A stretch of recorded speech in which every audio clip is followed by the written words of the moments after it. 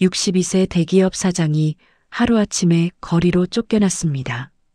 가족도 집도 모든 것을 잃고 무일푼이 된 그에게 남은 건 오직 하나, 충직한 게 왕구뿐이었죠. 친구가 건넨 쓸모없는 서해의 무인도. 여기서 조용히 살아라라며 받은 그 섬에서 왕구와 함께 막막한 생활을 시작했습니다. 그가 절망의 끝에서 발견한 것은 상상을 뛰어넘는 기적이었습니다. 오늘 주제가 마음에 드신다면 구독과 좋아요를 눌러주세요. 더 많은 이야기를 전하는 힘이 됩니다. 정창수는 사무실 유리창 너머로 비가 내리는 도심을 바라보고 있었습니다. 62세의 나이에도 여전히 꼿꼿한 어깨였지만 오늘만큼은 무겁게 처져 있었죠. 책상 위에는 빨간 도장이 찍힌 서류들이 산더미처럼 쌓여 있었습니다. 연세부도 통지서, 경매 신청서, 그리고 대표이사 해임 통보서까지. 사장님, 정말 죄송합니다. 비서가 떨리는 목소리로 말했습니다. 창수는 고개를 돌려 비서를 바라봤습니다. 10년 넘게 함께 일해온 직원이었죠. 아니야, 잘못은 내가 했어. 무모한 확장이 부도의 원인이었습니다. 부동산 경기가 좋을 때 너무 많은 프로젝트에 손을 댔고 자금 조달을 위해 무리한 대출을 받았습니다. 설상가상으로 측근이었던 전무가 회사 돈을 빼돌려 도주했습니다. 20년간 쌓아올린 건설회사가 하루아침에 무너져 내렸습니다. 문이 열리며 하얀 진돗개 한 마리가 조용히 들어왔습니다. 왕구였습니다. 창수가 3년 전부터 키워온 충직한 동반자였죠. 왕구는 주인의 발밑에 조용히 앉아 창수를 올려다봤습니다. 그 맑은 눈빛이 창수의 마음을 더욱 무겁게 만들었습니다. 왕구야, 미안하다. 아빠가 망쳐버렸네. 창수는 왕구의 머리를 쓰다듬으며 중얼거렸습니다. 아내와 자녀들은 이미 집을 떠났습니다. 살고 있는 집에 대한 경매 소식을 듣자마자 짐을 꾸려 친정으로 갔죠. 나는 이렇게 끝나는 건가? 창수는 빈 사무실에 불을 끄며 혼잣말을 했습니다. 어깨가 휘청거렸지만 왕구가 곁에서 조용히 발을 맞춰 걸었습니다. 마지막까지 주인 곁을 지키는 왕구의 모습에서 창수는 묘한 위안을 느꼈습니다. 한 달이 지났습니다. 창수는 고시원에서 근근히 버텨가고 있었습니다. 왕구와 함께 지낼 수 있는 곳을 찾기가 쉽지 않았죠. 매일 아침 일자리를 찾아 헤맸지만 62세의 나이에 경제 전과자라는 꼬리표까지 달린 상태에서는 쉽지 않았습니다. 비가 내리던 어느 저녁 편의점 앞에서 라면을 먹고 있던 창수 앞에 누군가 다가왔습니다. 정창수 사장?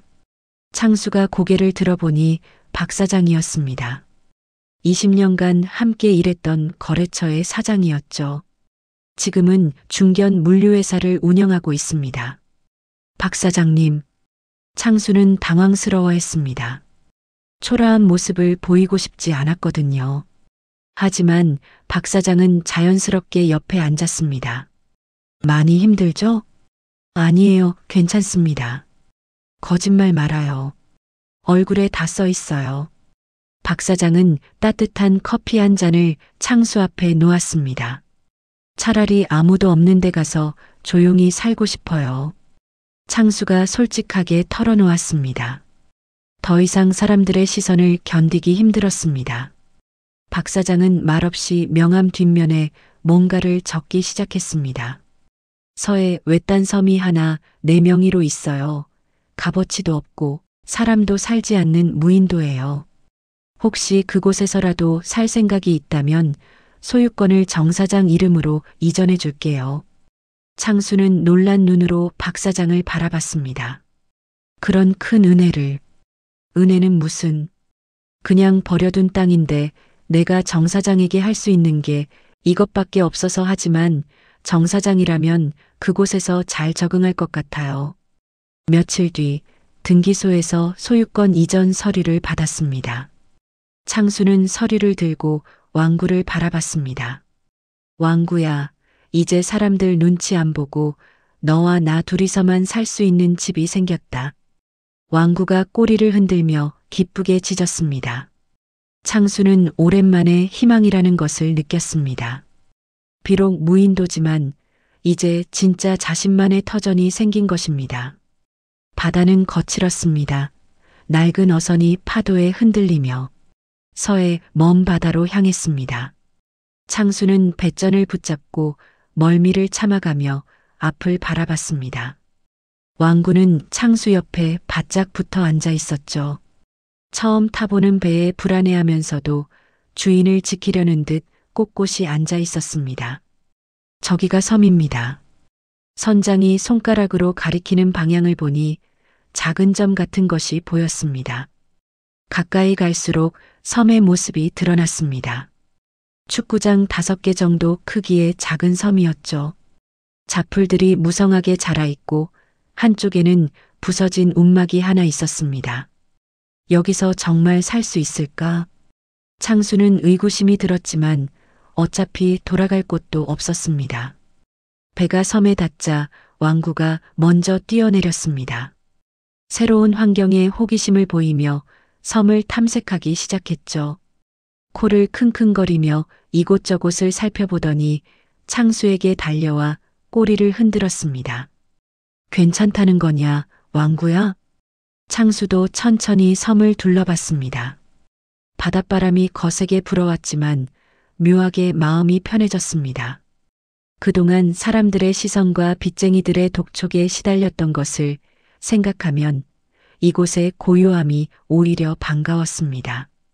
부서진 움막을 살펴보니 기본적인 형태는 갖춰져 있었습니다. 지붕만 고치면 비를 막을 수 있을 것 같았죠. 어차피 잃을 것도 없잖아. 창수는 소매를 걷어붙였습니다. 왕구가 옆에서 격려하듯 짖었습니다. 해가 지기 시작했습니다. 짐을 대충 정리한 후 창수는 왕구와 함께 바닷가에 앉아 석양을 바라봤습니다. 파도 소리만이 고요한 섬을 가득 채웠습니다. 그래, 여기서 다시 시작하자. 창수의 목소리에는 결의가 담겨 있었습니다. 왕구가 창수의 무릎에 턱을 올리며 조용히 앉아 있었습니다. 주인과 함께라면 어디든 좋다는 듯이 말이죠. 섬에서의 생활은 생각보다 고된 일이었습니다. 창수는 새벽부터 밤늦게까지 생존을 위한 일들로 바빴습니다. 부서진 움막을 고치고 빗물을 받을 그릇들을 만들고 해조리를 채취해 말렸습니다. 왕구는 언제나 창수 곁에서 함께했죠. 한두 달이 지나자 생활의 리듬이 생겼습니다. 아침에는 해조리를 채취하고 물고기를 잡으며 낮에는 작은 밭을 일궜습니다. 씨앗은 육지에서 가져온 것들이었지만 바닷바람과 염분 때문에 잘 자라지 않았습니다. 그래도 포기하지 않고 계속 시도했습니다. 왕구야, 우리가 농사꾼이 될 줄 누가 알았겠니? 왕구는 창수가 밭을 일구는 동안 옆에서 지켜보거나 때로는 섬 주변을 순찰하듯 돌아다녔습니다. 야생동물은 없었지만 바다새들이 가끔 찾아왔죠. 가장 힘든 것은 밤이었습니다. 파도 소리가 끊임없이 들려왔고 바람이 움막을 흔들었습니다. 도시의 소음에 익숙했던 창수에게는 이 정적이 오히려 더 시끄럽게 느껴졌습니다. 잠 못 이루는 밤이면 왕구가 창수 옆에 바짝 붙어 웅크려 잤습니다. 따뜻한 체온이 창수에게 위안이 되었죠. 내가 있어서 다행이다, 왕구야. 창수는 왕구의 머리를 쓰다듬으며 중얼거렸습니다. 2달째 되던 어느 날 창수는 육지에서 염소 3마리를 들여왔습니다. 우유와 치즈를 만들 수 있을 거라는 생각에서였죠. 왕구는 처음에 염소들을 경계했지만 곧 친해졌습니다. 오히려 염소들을 보호하는 목양견 역할을 자처했죠. 섬의 하루는 단조로웠지만 평화로웠습니다. 해 뜰 때 일어나서 해질 때까지 일하고 밤이면 왕구와 함께 별을 바라보며 잠들었습니다. 도시에서의 복잡했던 삶과는 완전히 다른 세상이었습니다. 섬에 온 지 1년이 지난 어느 날 큰일이 일어났습니다. 어린 염소 한 마리가 절벽 근처에서 풀을 뜯다가 발을 헛디뎌 아래로 떨어진 것입니다. 창수가 급히 달려가 보니 염소는 절벽 중턱의 바위턱에 걸려 있었습니다. 다리 하나가 이상하게 꺾여 있었죠. 이런, 큰일 났다. 창수는 서둘러 밧줄을 가져왔습니다. 절벽은 높이가 10m 정도 되었는데 바위가 울퉁불퉁해서 위험해 보였습니다. 밧줄을 허리에 묶고 내려가려던 순간 왕구가 급하게 달려와 짖기 시작했습니다. 왜 그래, 왕구야? 왕구는 계속 짖으며 창수의 바지를 물고 당겼습니다. 마치 위험하다고 경고하는 것 같았죠. 창수는 다시 한번 절벽을 살펴봤습니다. 확실히 혼자서는 위험할 것 같았습니다. 걱정 마. 같이 구하자. 창수는 왕구를 달랬습니다. 더 튼튼한 밧줄을 가져와 나무에 단단히 묶었습니다. 왕구는 위에서 밧줄을 지키며 주인을 지켜봤죠. 천천히 절벽을 내려가던 창수는 염소에게 다가갈 수 있었습니다. 염소는 다리가 부러진 채 떨고 있었습니다. 괜찮다, 괜찮아. 창수가 조심스럽게 염소를 안아 거의 다 올라오던 순간 왕구가 바위 틈 사이를 보고 맹렬히 짖었습니다. 혹시 뱀이 있는 것은 아닌가 하여 조심스럽게 바위 틈을 보았는데 뭔가 반짝이는 것이 보였습니다. 처음에는 물방울인 줄 알았지만 자세히 보니 그것이 아니었습니다. 누르스름한 색깔이었습니다. 창수는 잠시 숨을 멈췄습니다. 바위 틈에서 금빛 광택이 나고 있었던 것입니다.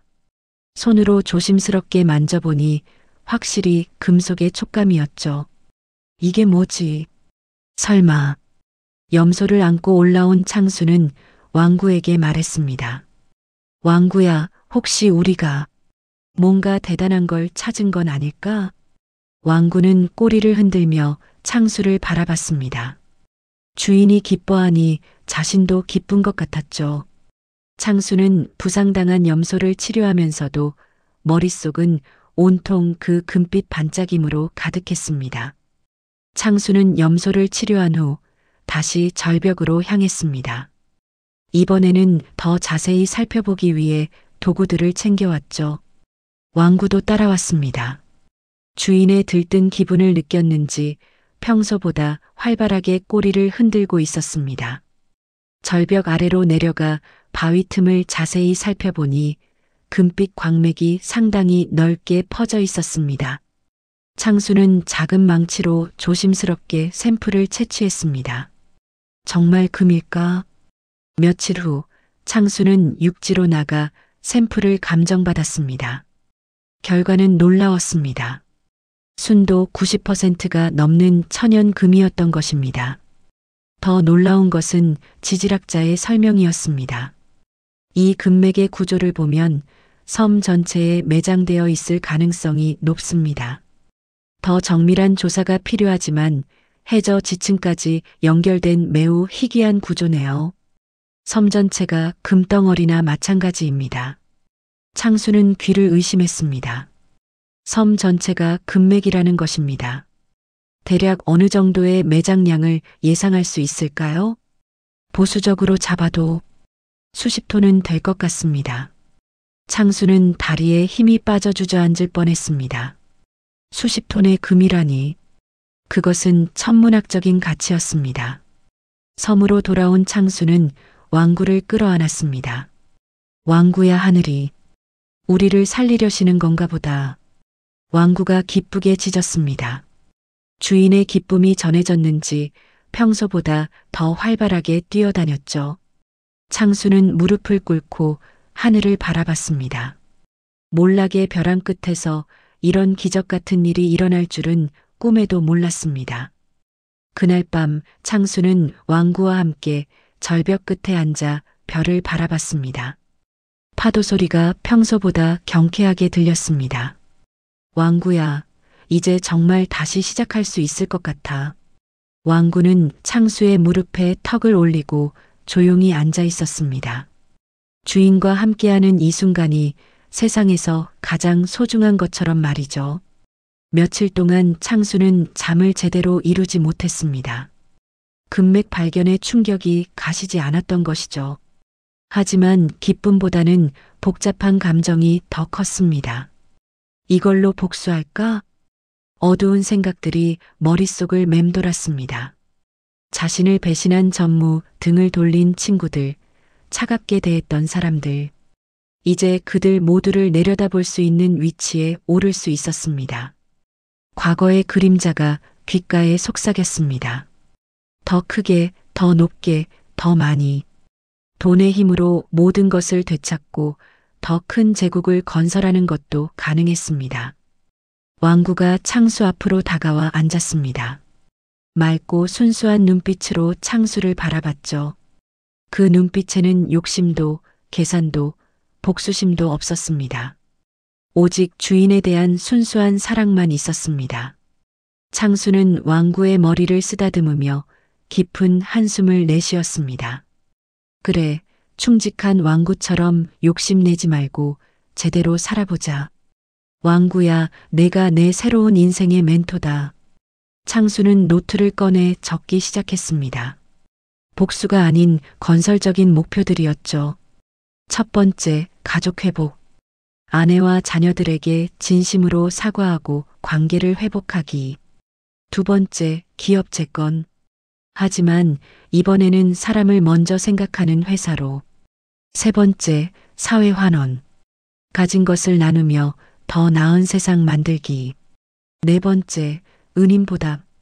박 사장에게 받은 은혜를 꼭 갚기. 왕구야, 이게 맞지? 왕구가 꼬리를 흔들며 짖었습니다. 마치 동의한다는 듯이 말이죠. 창수는 마음이 한결 가벼워졌습니다. 돈이 생겼다고 해서 과거의 자신으로 돌아가서는 안 되었습니다. 이번에는 정말 다르게 살아야 했습니다. 그날 밤 창수는 오랜만에 깊이 잠들 수 있었습니다. 왕구가 옆에서 조용히 숨을 고르며 자고 있었죠. 평화로운 밤이었습니다.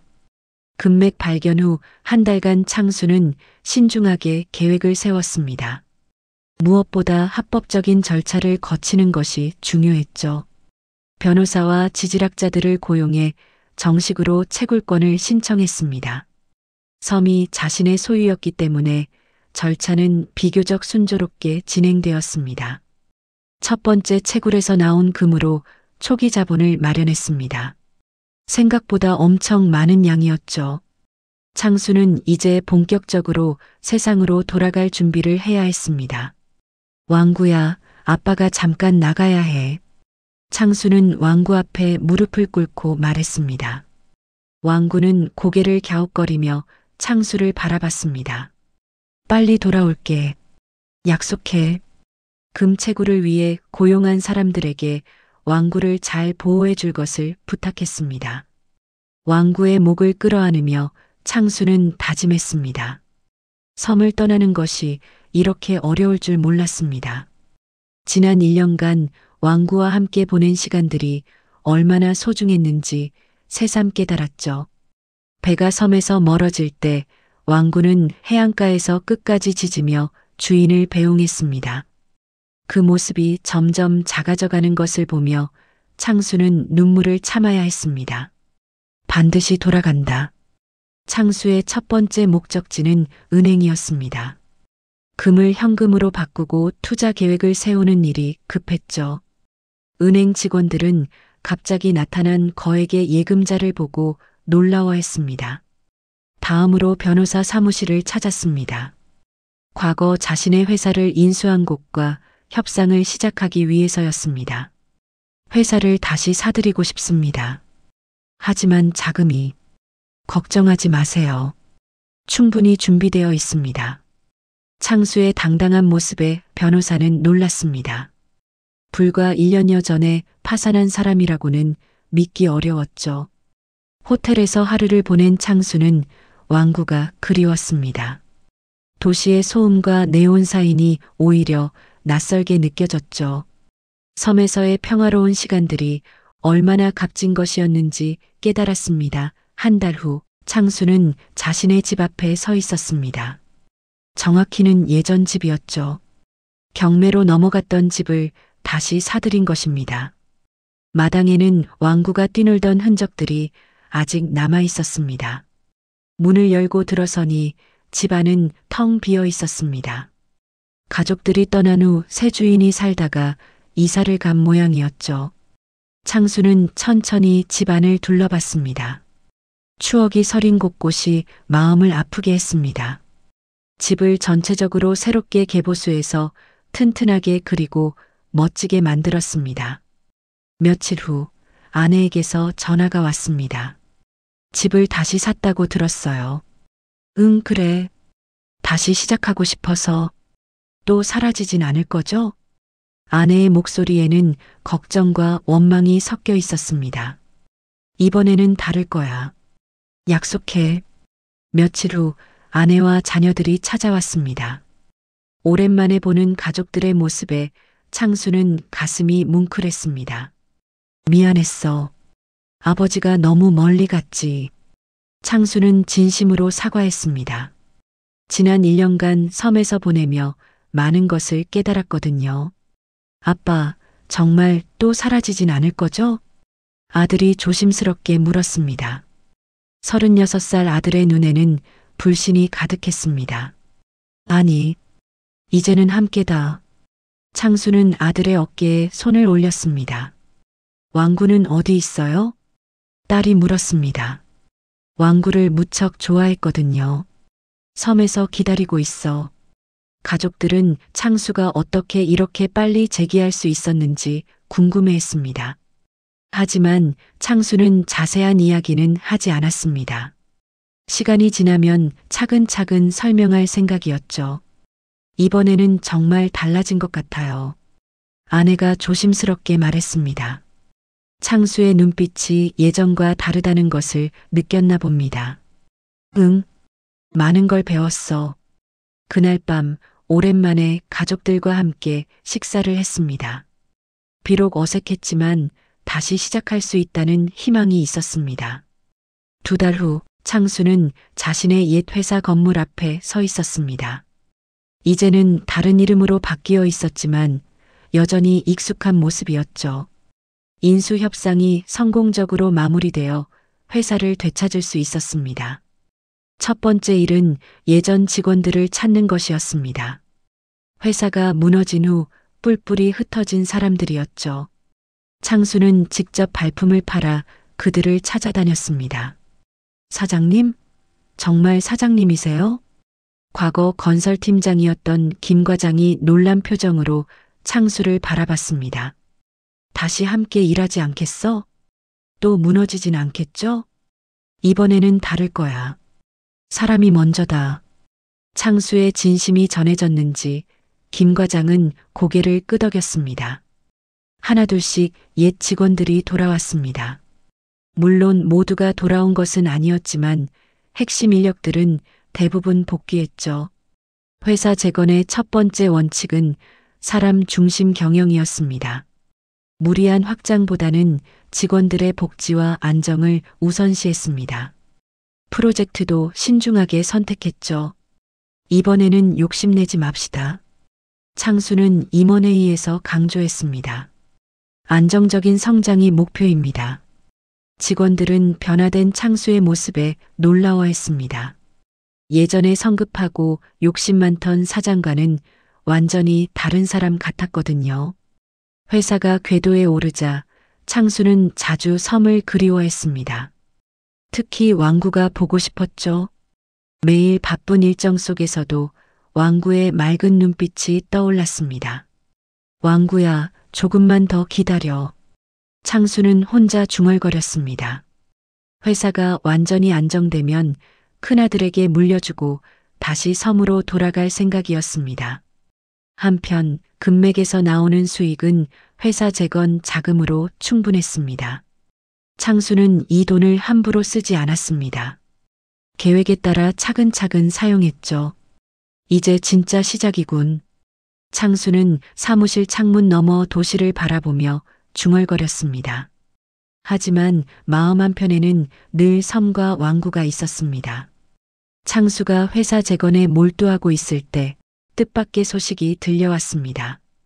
박 사장이 사업에 실패했다는 것이었죠. 물류회사가 대형 운송사고로 막대한 배상 책임을 지게 되면서 순식간에 어려워진 것입니다. 그분이 나에게 섬을 주지 않았다면 창수는 가슴이 먹먹했습니다. 자신에게 무인도를 선뜻 내준 은인이 위기에 처했다는 소식에 가만히 있을 수 없었습니다. 박 사장의 집을 찾아갔을 때 그는 많이 초라해져 있었습니다.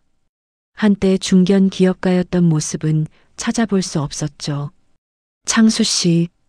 박 사장은 창수를 보자 민망해했습니다. 그때 섬을 내게 준 은혜, 평생 잊을 수 없습니다. 창수는 박 사장의 손을 꽉 잡았습니다. 은혜는 무슨 쓸모없는 섬인데. 아니에요. 그 섬 덕분에 제가 다시 일어설 수 있었거든요. 창수는 박 사장의 빚을 모두 정리해주고 새로운 사업 자금까지 큰 금액으로 지원했습니다. 박 사장은 눈물을 글썽이며 고마워했죠. 어떻게 이런 큰 돈을.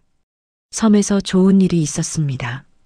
자세한 얘기는 나중에 해드릴게요. 은인에 대한 보답을 마친 창수는 더 큰 계획을 실행에 옮겼습니다. 사회 환원 사업이었죠. 첫 번째로 서울에 대형 요양원을 설립했습니다. 최신 시설을 갖추고 전문 인력을 배치했죠. 이어서 부산, 대구, 광주, 대전 등 대도시마다 대형 요양원을 세웠습니다. 개소식 날 창수는 많은 사람들 앞에서 말했습니다. 돌봄은 운이 아니라 의무입니다. 모든 어르신들이 존경받으며 편안한 노후를 보내실 수 있도록 하겠습니다.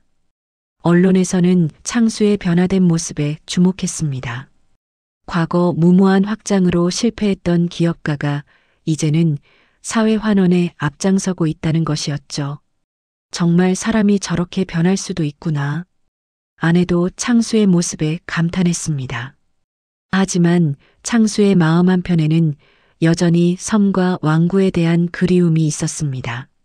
모든 일이 자리를 잡으면 반드시 돌아가야겠다고 다짐했습니다. 2년 후 모든 일이 안정궤도에 올랐습니다. 회사는 건실하게 성장하고 있었고 전국의 요양원들도 좋은 평가를 받고 있었습니다. 가족들과의 관계도 완전히 회복되었죠. 이제 왕구에게 돌아갈 때가 됐구나.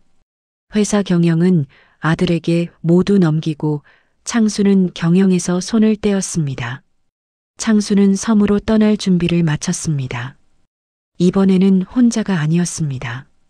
가족들도 함께 가기로 했거든요. 그동안 창수는 섬에 멋진 집을 지어두었습니다. 바다가 내려다 보이는 언덕에 지은 2층 철근 콘크리트 주택이었죠. 바닷바람과 연분에도 끄떡없는 견고한 집이었습니다. 왕구를 꼭 보고 싶어요. 딸이 설레는 표정으로 말했습니다.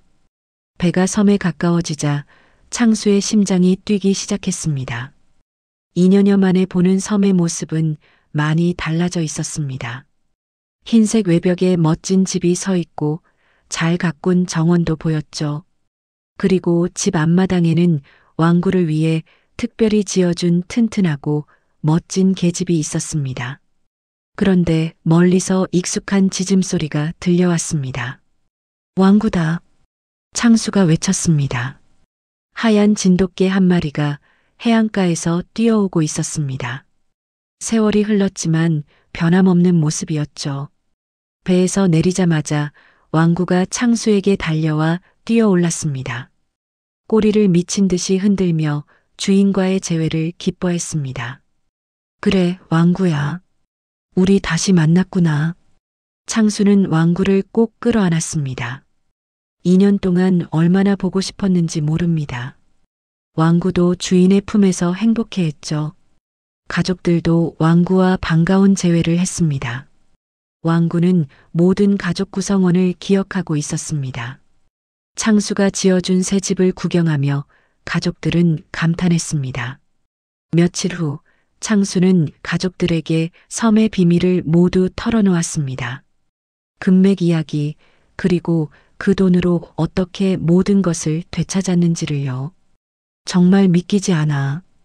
아내가 놀라며 말했습니다. 왕구가 없었다면 불가능했을 거야.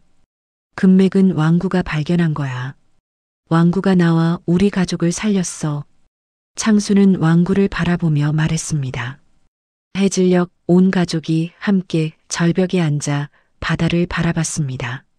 창수와 왕구 그리고 염소들도 함께였죠. 붉은 노을이 바다를 물들이며 장관을 이루고 있었습니다. 아빠, 이제 정말 행복하시죠? 딸이 창수의 팔을 잡으며 물었습니다. 그래. 이보다 더 행복할 수는 없을 것 같다. 창수는 진심으로 대답했습니다. 왕구가 창수의 무릎에 턱을 올리고 조용히 앉아 있었습니다. 금이 내 인생을 바꾸긴 했지만 나를 구한 건 가족, 은인, 그리고 왕구 같은 벗이었어. 창수는 왕구의 머리를 쓰다듬으며 중얼거렸습니다. 그때 왕구가 갑자기 일어나더니 바다를 향해 한번 크게 짖었습니다. 마치 이 모든 기적에 감사한다는 듯이 말이죠. 가족들이 웃음을 터뜨렸습니다. 부는 우연히 올 수 있어도 품격은 선택이어야 합니다. 창수는 금보다 단단한 것을 얻었습니다. 진정한 부는 돈이 아니라 사람, 신뢰, 사랑, 그리고 벗이라는 것을 깨달은 것입니다. 그리고 이 모든 기적의 시작에는 왕구와의 운명적 만남이 있었습니다. 오늘 이야기 공감되셨다면 따뜻한 마음으로 구독과 좋아요 눌러주시고 다음 이야기에서 또 만나요. 감사합니다.